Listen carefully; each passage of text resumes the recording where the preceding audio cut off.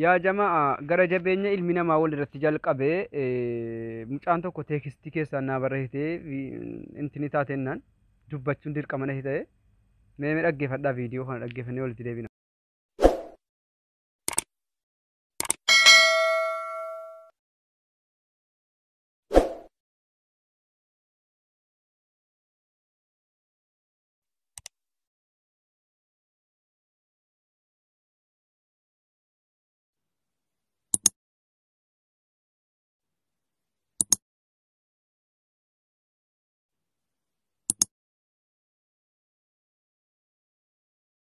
Yaa jamaa gara jabeenya ilmi namaa walirratti jalqabee mucaan tokko teekistii keessaan naa barreessitee intini taatennaan dubbachuun dirqama na ta'e mee dhaggeeffadhaa viidiyoo kana dhaggeeffannee walitti deebina. Ashama harka fuunee nageenya hunduma keessaniif haa ta'u jecha mucoon asirratti argaa jirtan kun dhalattuu Arsii Asallaa Gaaddisee Biraanuu jedhamti. Dubaay keessa mana tokko keessa wajjin hojjannaa ture jechuudha.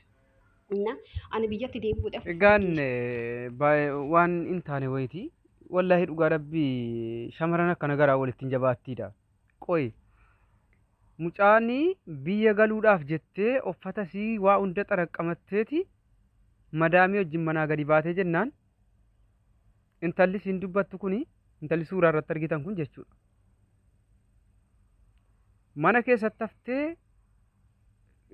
shaanxaa caccabsitee waa keessaa fudhachuu jettee qulfii rukuttee yeroo isin qulfii isa kaan kuttu qulfii isa kan lakkoofsaatiin qollofamee jira saanxaan cituu didee jechuudha. Kana booda kilooriksiitti naxxee meeshaa mucaa jalaa hattee baballeessitee shaanxaa immoo akka inni faayidaa hin godhanne wawwaraantee balleessitee mucaa galuudhaaf guyyaa xiqqoo guyyaa 2-3 qofatti galfattee jirti. Uffata billaan jalaa cirtee fixxee wanna tokko jalaa balleessitee baatee shaayettee biirootti deebitee jedhan intalli kun yaa jamaa. Maal gara jabeenyaa kana? Intala Oromootu intala Oromoo irratti kana godha sanuu qoy inni akka kanatti billaadhaan saanxaa kana waraane otoo intalli kun of gattee raftee maal akkasiin gootu gammatuun baay'ee nama rakkisuu jechuudha. Kanaafuu warri Dubaay keessa jirtan intalli sagaxeen kuni intala kana qofa irratti miti kan siin goote shamarran baay'ee saamtee namni dubbatuuf dhabeennan zim jedhan namoota baay'ee jedhan namoota baay'eeti matan intala kana waan isin dhibu innaan intala kana intala suuraa irratti argitan kana akka gootan godhaati koominiitiidhaan waliigalaati qabsiisaan intala kana. Kun amma biiroo jirti ammas gaafachii baatee shamara Oromoo kan biraa bira dhatte yakka kanaa walii yakka ciccimaa irratti raawwachuu deemte jechuudha. Akkaatti mucaa intala kisaaraa goote meeshaa sinsila fudhattee galuudhaaf intala jalaa bilaasha goote isa kaan jalaa saamtee hattee deemte isarraaf immoo kiilooreksii minaa miniitti naqxee akkasiin ittiin fayyadamne maal gara jabeenyaa kanaaf waan isin ajaa'ibu maal jette beektu? Intini irraa qaban birrinaa liqeessee fi irraa qabaa jette guruuppii hidhanii kun guruuppii suuraa taalaalaa guruuppii hidhanii guruuppii kana keessatti kottuuti natti mi bakka birrinaa liqeessite jennaan achumaan liiftii keessaa qabatte kun liiftiin hin mul'ata. Maal baalageen akka kana? Kanaaf sheer duwit godha. Ashama akkam jirtan daawwattoota chaanaalii Urjii Miidiyaa nagaa keessan sarara jirtu hundi keessan bakka jirtan nagaa isiniif haa ta'u. Jarraan isiniin jedha egaa har'a viidiyoo qabadhee dhufeera. Viidiyoo kana immoo dhaggeeffattaniitu jedheetana abdii qaba jechuudha. Viidiyoo kana irratti waa haasa'uu barbaada jechuudha. ሰላም ጤና ይስጥልኝ ውድ ተመልካቾቼ እንዴት ናችሁ? ሰላም ብያለሁ እና ዛሬ ደግሞ ያው በአፋን ኦሮሞ ነው ያው ቪዲዮ መግቢያ ላይ እንዳያችሁት እንዳዳመጣችሁት ማለት ነው እና እሱ ላይ ዳወራ ፈልጌ ነው ማለት ነው። እና እንኳን በሰላም መጣችሁ ብያለሁ። ሰብስክራይብ ያላደረጋችሁ ሰብስክራይብ እያደረጋችሁ ላይክ ያደረጋችሁ እናመሰግናለን። እና እዚህ ቀጥሎ በአማርኛው በዚህ ልቀጥል እዚህ ቪዲዮ መግቢያ ላይ ማለት ነው ሁለት ሰራተኛ ማለት ነው ዱባይ ውስጥ ማለት ነው ያው አንዳንዴ እነሱም ጥሩም ቢሆኑም ጥሩ ባይሆንም ሰራተኛም ደግሞ እርስ በራስ አትዋደድም ማለት ነው። የትኛውም ብሄርም ይሁን የትኛው አንድ ብሄርም ይሁን ሌላ ብሄርም ይሁን ብቻ ኢትዮጵያዊ ይሁን አሁን እዚህ ጋር ምንድነው ሁለቱም ሰራተኛ አንድ ቤት ነው የሚሰሩ መሰለኝ። ያቺኛዋ አንዲት ጨርሳ ወደ ሀገር ልትመለስ ነው ማለት ነው። ወደ ሀገር ልትመለስ ሻንጣዋን አዘጋጅታ ሁሉ ነገር ጨርሳ ቆልፋ ያው ቁልፉ ደግሞ እየተቆለፈ በቁልፍ ሳይሆን በቁጥሩ በዛው ራሱ ላይ ያለው ነው የተቆለፈ መክፈት አይቻልም ማለት ነው።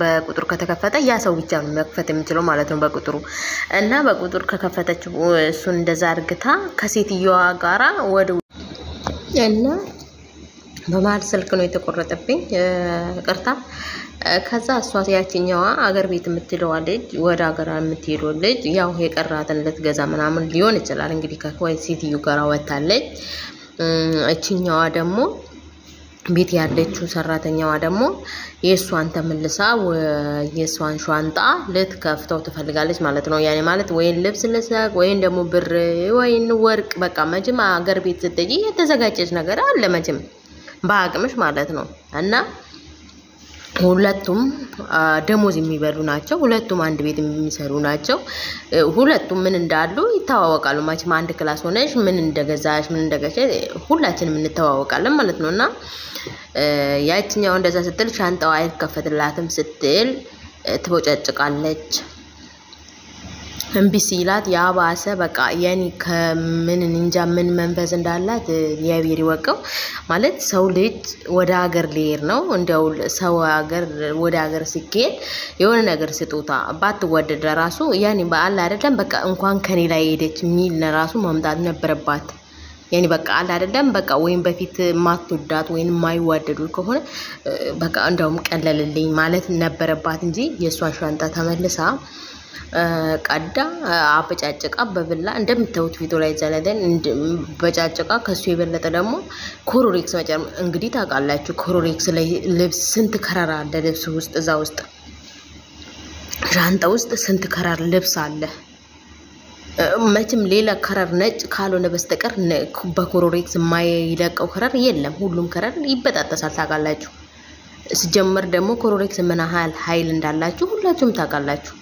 ሻንጣው ላይ ኮሮሪክስን ተጨምራለች ማለት ነው እዛ ጋር ከዛ ምን ፋይዳ አለው ያ ሁሉ እንዲሁ ምንድነው የሚተርፈው ከዛ ውስጥ ብላችሁስታ ደግሞ በትንሽ ቀናት ነው የቀረው ወደ ሀገር ልትገባ ይሄናል ማለት ነው ሰው ትንሽ ቆይታ እሷ ላይ ለራሱ ተደፋለች ነበር ያስፈራል ማለት ነውና አንድ ግሩፕ አለ በጸሎትም ይሁን በሌላ ነገርም ይሁን በምንም አንድ ላይ ነው ከዛዛ ላይ ብር አለኝ ከሷ ላይ ብር አለኝ ብላ ስትሉ ደግሞ ነይ ግሩፕ ላይ መቼ ነው የወሰርኩሽ ብላ ስጠይቀው ደግሞ ከግሩፕ ደግሞ ሊፍት ትይዛለች አሉ እንደዛ ነው እንዳለ ልጅ ማለት ነው እሷም ድምጿን እንዳስቀመጠችው ማለት ነውና ይሄን ሀል ሁሉ እስተሚመጣ ድረስ ምን ነው የምትሄድባት ነው እንዳውም ብትቀመጠው እኔ ላይ ተቀመጠች ወይ እንደሞ በቃ ያንን ነገር ቢጨንቃት ከሷ ላይ የምትሄደው አገር ምንም የሚያስጨንቃት የለም እንግዲህ ደነኛው ሰው ሆኖ በጭንቅላት የሚያስበው ከሆነ ማለት ነውና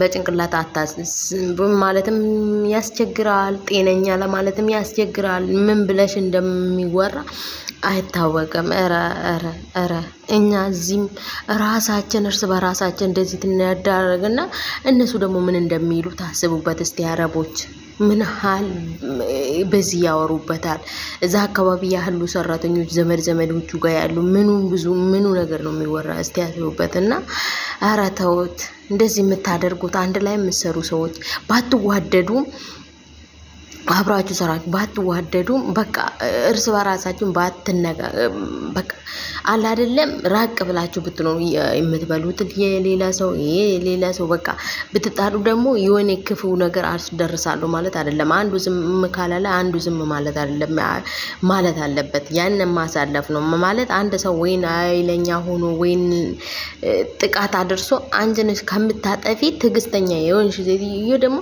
ዝም ብለሽ ማለፍ ነውና በቃ ጊዜ ያልፋል እንጂ ለምን እዚህ ጋር ሰይጣን ያሳሳታ ብዙ ነገር ስላለ ራሳችሁን ጠብቁ አደራችሁን ሁለት የምትሰሩ ሰዎች ባትዋደዱ ለራሱ ራቅ ብራችሁ የራሳችሁን ስራ አከፋፍሉ ብላችሁ ስሩት የራሳችሁን ድራ ላንቺ የምትከፍለው እሷ ለዛኛው የምትከፍለው ለሴትዮ የምትበሉት የሴትዮ ስለዚህ በዚህ ላይ ስራ ላይ የምትጋጩ ከሆነ ደግሞ ስራችን ይካፈል ማብሎ መጠየቅ ነው በፊት ለፊትና እንደዛ ባትደራረጉ ጥሩ ነው ላለው እና ጆሌከኛ አኩማ ሰረት ተርጊተን እንኳን አገልማ ከነረት ይዳጌ ፈተኒቱ ሲንጀራ ቪዲዮ ከነረት ሚማሉ ወተኒ ነሙት ለማ ታአኒ ሆጅተኑ namni tokko yoo wal jaalate yoo wal jibbeerreeni odoote salaka namni duu wal jaalate gaafa wal gaggeessu wal biraa gaafa galamu abeen na biraa galte wayyoo jedhee walitti bu'ee raawwateet gaddatetti dhaga'amuu ture jechuudha. Salaahommoo ega jibbite immoo isay baganarraa deemtee Sai uf jedhee jedhama ture.